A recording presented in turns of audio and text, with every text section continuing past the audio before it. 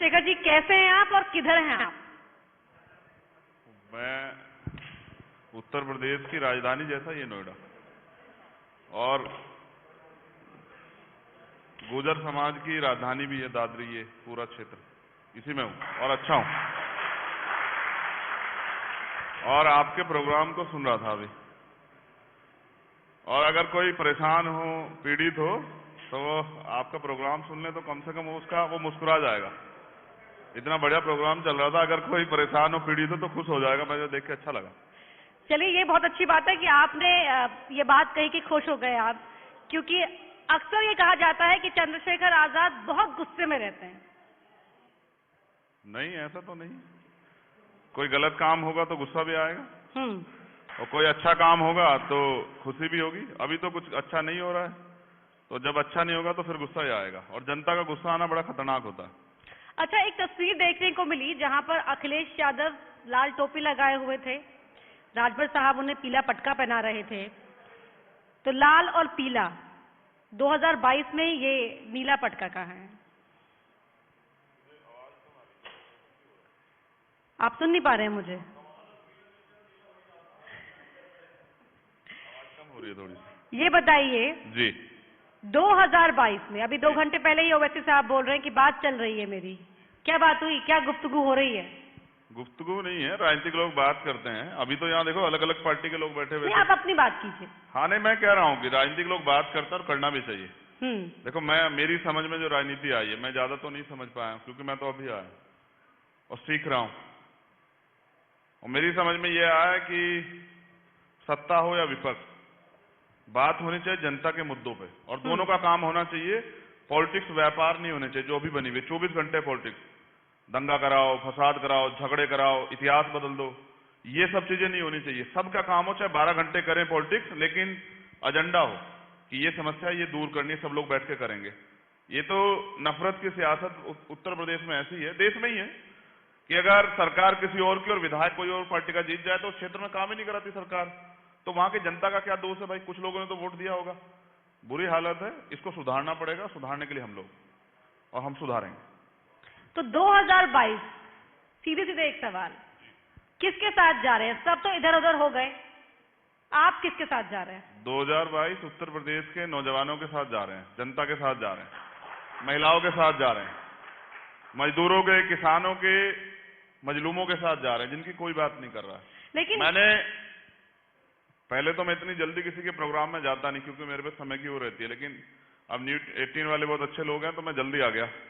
लेकिन जिस प्रोग्राम का जो नाम है ना, पिछले पूरे सेगमेंट में मैंने एक बार एक आदेशों को छोड़ के पश्चिम पे कुछ सुनाई नहीं। मैं पश्चिम से आता हूँ, बहुत बुरा हाल है पश्चिम का। मैं अपनी जिंदगी का एक वाक्य आपको बताता हूँ जी। मैं जब स्कूलिंग कर रहा था ना, इंटर कॉलेज तक, हमारे यहाँ तमाम पार्टियों के नेता आते थे, सरकारें बदलती थी, और बच्चों की मांग आती सर इसको इंटर कॉलेज को डिग्री कॉलेज बनवा दो, और एक बच्चों के लिए अलग से विद्यालय बनवा दो, महिलाओं के लिए इंटर कॉलेज। आप विश्वास कीजिए, मैंने 8-10 साल गुजारे, कुछ नहीं हुआ। सब लोग आते, वादा करके चले जाते 26 जनवरी 15 अगस्त पे, और हम स्टूडेंट थे तो ऐसे मुंह ताकते रह जाते कि नेताजी कुछ करेंगे। नेताजी कुछ करना ही नहीं है। तो इसलिए हमें लगा कि जब उनको करना नहीं तो हमें करना है। तो अब हम मैदान में आए कि हम करके दिखाएंगे, और अगर हम नहीं कर सकते, देश का नौजवान नहीं कर सकता, वो नौजवान जो देश की सीमा की सुरक्षा करता है, तो फिर कोई नहीं कर सकता। भ्रष्ट लोग नहीं कर सकते, अच्छे लोग कर सकते हैं, तो अच्छे लोग करेंगे। अच्छा, स्ट्रेट टॉक के लिए आप जाने जाते हैं, तो सीधे सीधे बता दीजिए कौन जिम्मेदार है इस हालत के लिए? सब लोग, जितनी सरकारें अभी तक रही हैं। 71 साल के लोकतंत्र में बताइए कितने लोगों के जीवन में खुशहाली आई है? ये नोएडा है। इसमें अब आप पिछले 4.5 साल पे हम लोग बात करेंगे, क्योंकि सवाल तो बीजेपी से करना पड़ेगा, सरकार उनकी है। 4.5 साल में उत्तर प्रदेश पश्चिम की एक मांग थी, लगातार चल रही है, कि भाई मेरठ में हाईकोर्ट की बेंच बन जाए, आम जनता को परेशानी होती है। सरकार काम है जनता की परेशानी ठीक करना, नहीं हुई। जनता की मांग थी इंडस्ट्रियल एरिया, 4.5 साल में लगाओ तो कहीं आप बता दीजिए नौजवानों को रोजगार कहां से मिलेगा?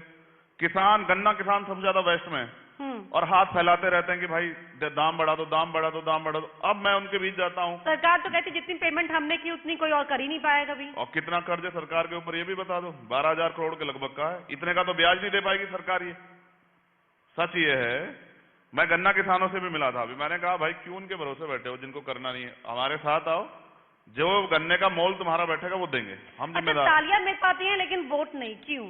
अभी तो मैं आया ही हूँ। नहीं आप नहीं, लेकिन आप दूसरों के लिए बोल रही, मेरे लिए नहीं बोल रही, मैं तो आया हूँ अभी। मेरा कोई पहला चुनाव एक ही लड़ा, 13,500 वोट पड़े, बड़े बड़े राष्ट्रीय दल हमसे पीछे थे, अभी बुलंदशहर उपचुनाव लड़े थे, अब लड़ेंगे जब इस रिजल्ट के बाद आप मुझे दोबारा बुलाइएगा। कितनी सीटों पर? सभी पे लड़ लेंगे, क्या दिक्कत है? हमारा तो संगठन, देखिए चुनाव लड़ने के लिए चाहिए संगठन। चुनाव लड़ने के लिए दूसरे दल तैयारी करते हैं कि झगड़ा कहाँ होगा, दंगा कहाँ होगा, फसाद कहाँ होगा, कहाँ जो है किसी का इतिहास बदल के, जैसे यहाँ दादरी में बदल दिया, गुजरों का जो इतिहास था उसको किसी और के नाम कर दिया, जातियां भिड़ जाएं, इस तरह का जो काम करते हैं ना वो दल, उनको चिंता होनी चाहिए, हमें चिंता नहीं है।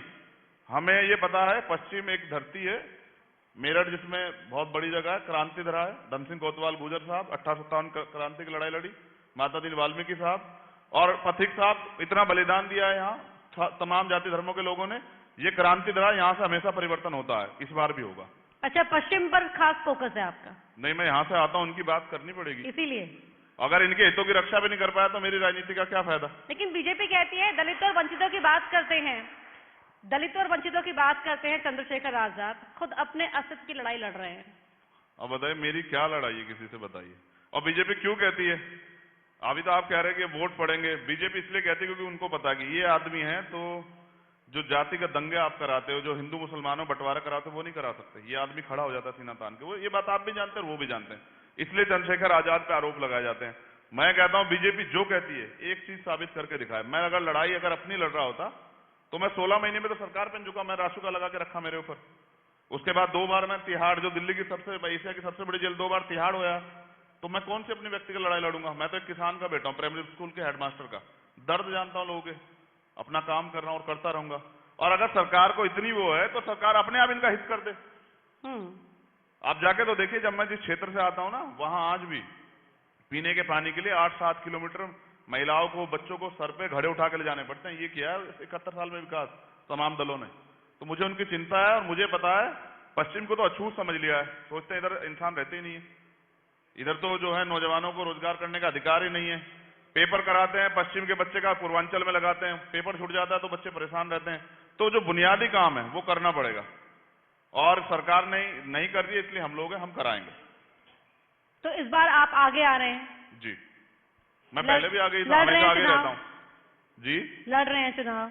हाँ, कोई साथ नहीं, आजाद सियासत नहीं, जनता को साथ लेके तो लड़ेंगे, क्योंकि यही तो मान जनता जिनको वोट करनी है, ये जिसके साथ खड़े जाएंगे वो नेता बन जाएगा। जनता से नेता होता है, नेता से कोई जनता नहीं होती। और ये बदलते रहते हैं, जब इनके हितों की रक्षा नहीं होती तो ये बदलते रहते हैं।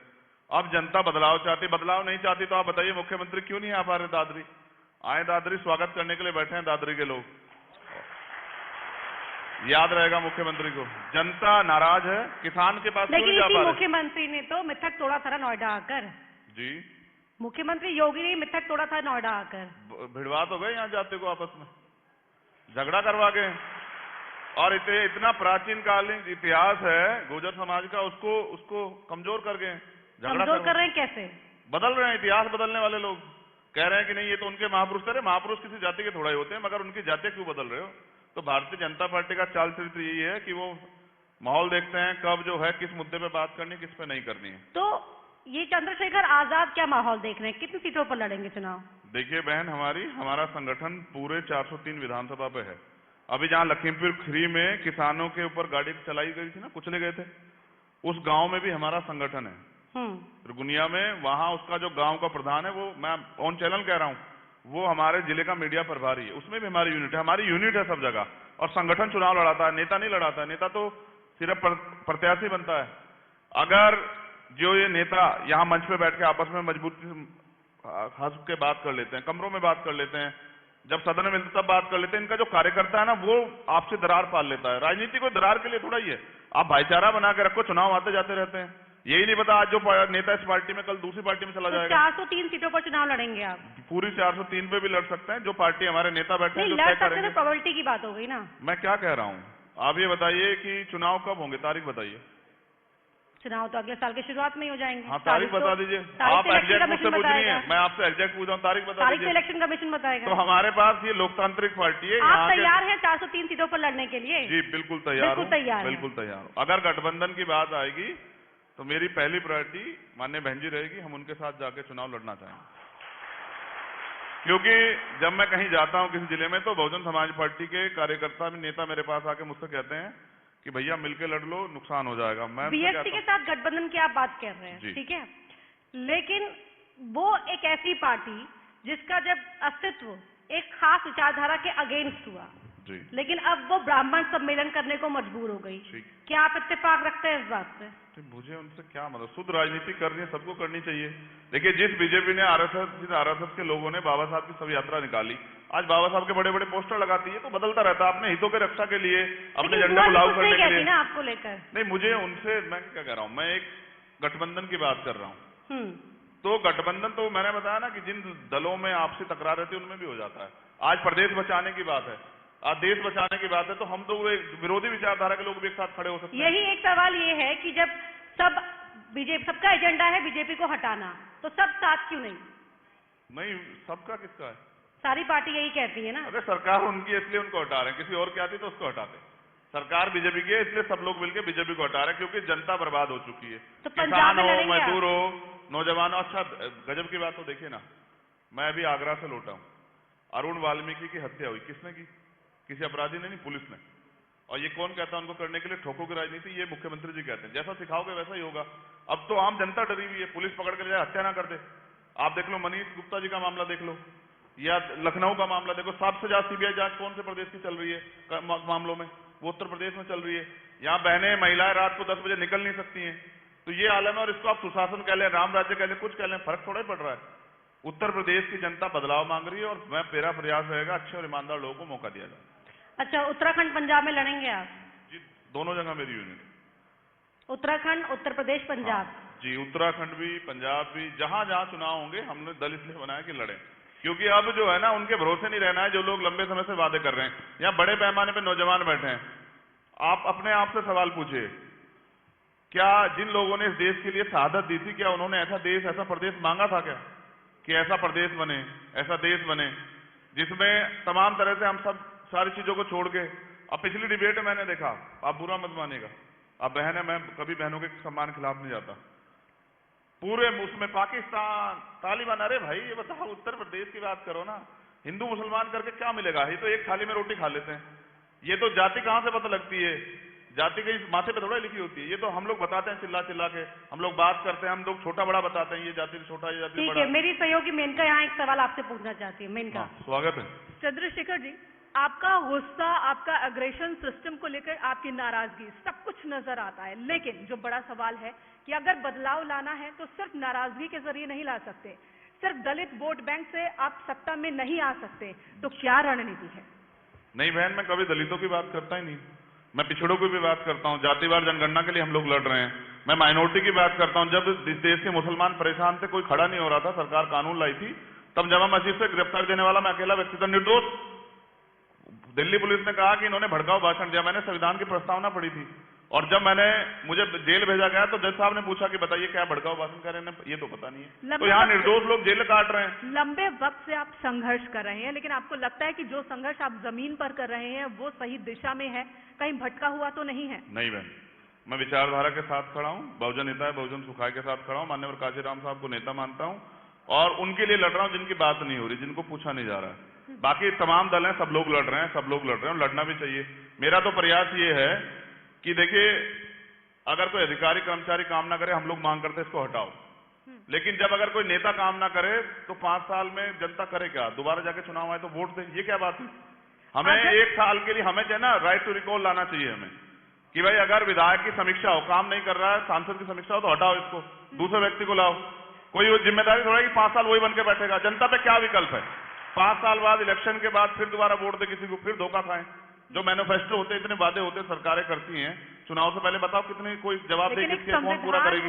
एक संविधान है, एक तरीका है सरकार बनने और सरकार के बदलने का, उस अमेंडमेंट भी होते हैं ना। केओस नहीं होगा इससे जी, केओस नहीं होगा। मैं क्या कह रहा हूँ, सब चीजों पे कानून बनेंगे, सब चीजों को माध्यम बना के बनेंगे, सबका ध्यान रखते हुए बनेंगे। आप सोचिए ना, मैं यहाँ वादा करता हूँ कि मैं 2 करोड़ रोजगार दूंगा, ये जो पूरा सिस्टम नहीं सुनिए ना, और ना दूं, और जनता ने सोच के वोट दे दिया कि भैया 2 करोड़ रोजगार देने वाले, अब जनता कहाँ जाए? देश के मिनिस्टर तो जनता कह के देते पास हैं अधिकार है ना अगली बार खारिज करने का। 5 साल इंतजार करे, क्यों? वोट का अधिकार ये अभी जो सब लोग दल कर रहे हैं। लेकिन ये पूरा सिस्टम तो बाबा साहब ने दिया ना।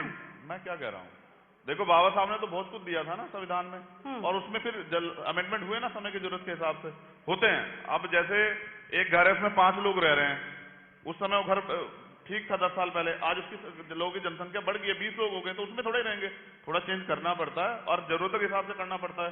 पहले हम लोग जो हैं अब हाईवे बन गए हैं, पहले छोटे छोटे रोड थे उन पे भी चलते थे, अब जब चीजें बदल रही हैं तो हाईवे पे भी चल रहे हैं। तो मेरा कहना यह है कि जनता और उस प्रदेश के विकास के लिए जो होना चाहिए उस पर करना चाहिए, और उस पर सरकार और विपक्ष बन के विरोध नहीं करना चाहिए। अगर ऐसे ही हर अमेंडमेंट होता रहे तो मूल रूप कहाँ बचेगा? मूल रूप की परवाह है भारतीय जनता पार्टी के लोगों को या मीडिया के लोगों को? किसी देश को बर्बाद करना हो तो उसमें 3-4 लोगों के हाथ होते हैं।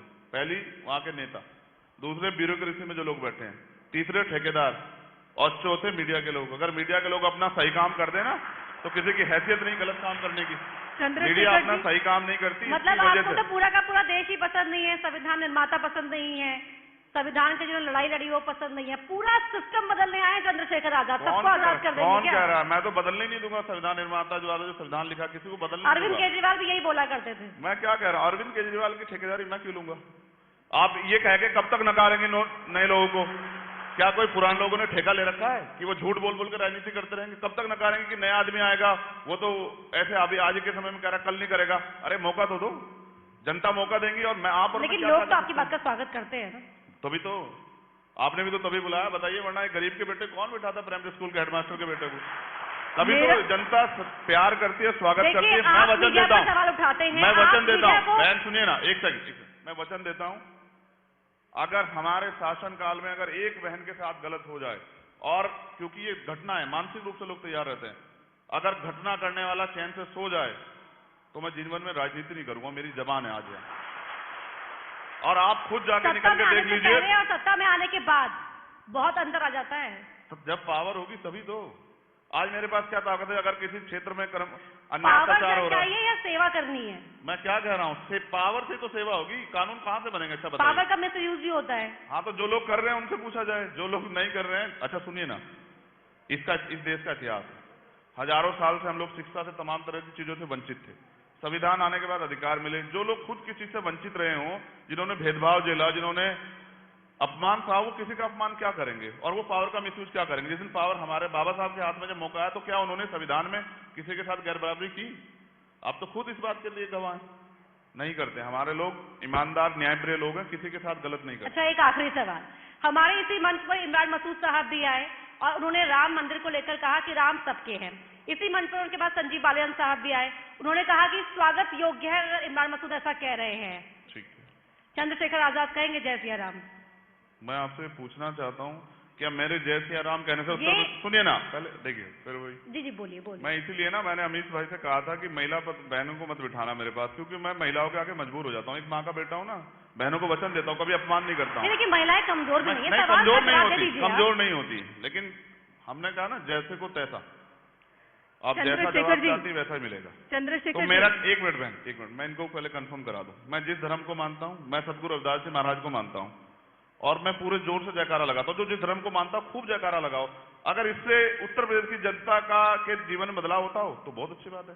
नहीं होता है, बदलाव काम करने से होता है, नारे लगाने से नहीं होता। और मैं कह रहा हूं आप 20 साल लगाओ। लेकिन आजकल हर कोई अपना तिलक दिखा रहा है, राम मंदिर जा रहा है, जैसे राम कह रहा है, क्या ये बीजेपी की वैचारिक जीत नहीं है?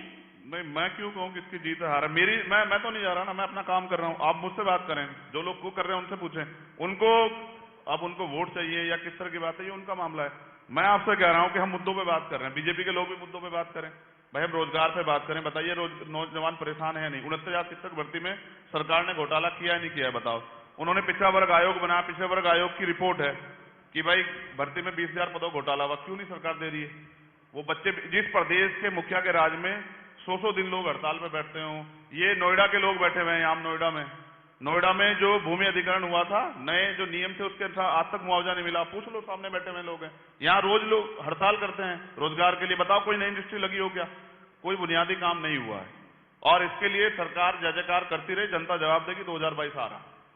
ठीक है, बहुत बहुत धन्यवाद आपका चंद्रशेखर आजाद जी, इन तमाम सवालों का जवाब देने के लिए। और गुस्सा नहीं आया आपको, क्योंकि अपने लोग हैं और अब हक अधिकार चाहते हैं। लड़ाई अधिकारों की है, लड़ाई किस पे गुस्सा करने की नहीं है, और मैं गुस्सा करने के लिए हुई नहीं। मेरा नाम चंद्रशेखर आजाद इसलिए है क्योंकि मेरे पिताजी ने बहुत सोच के रखा होगा। मेरे बड़े भाई का नाम भगत सिंह है, तो वो देश के जो शहीद थे उनसे प्यार करते हैं, जिन्होंने देश के लिए कुर्बानी दी, और मैं उनके जैसा बनना चाहता हूं। मैं अपना काम कर रहा हूं। बहुत बहुत धन्यवाद। बहुत बहुत धन्यवाद। सुनने सुनाने का सिलसिला यूं ही जारी रहेगा। चंद्रशेखर जी, आपसे रिक्वेस्ट है आप मंच पर बने रहें। और अब मैं बुलाना चाहूंगी हमारे managing editor Amish Devgan sir को। Memento please. चंद्रशेखर आजाद, सुना आपने हर सवाल का बहुत ही तीखे अंदाज में इन्होंने दिया जवाब। तालियों की आवाज नहीं आ रही है मुझे।